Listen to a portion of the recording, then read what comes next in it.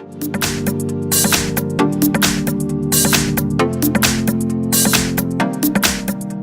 I've got BLUBOO Xtouch, and let me show you how to activate the portable hotspot on the following device.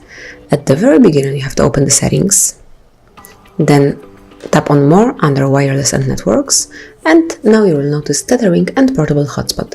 So open this tab, and now pick the very first icon, which is Wi-Fi hotspot.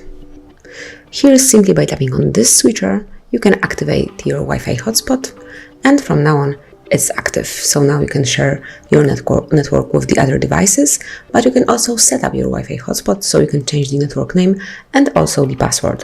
Just tap on Set Up Wi-Fi hotspot, and here you can change the network name just by erasing the current one and entering a new one.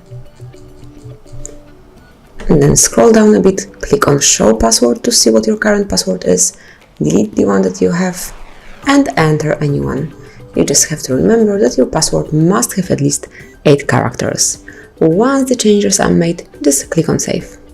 Give your device a few seconds, and that's it. As you can see, your Wi-Fi hotspot has been updated. It has different network name and also the password, and you can share it whenever you want to.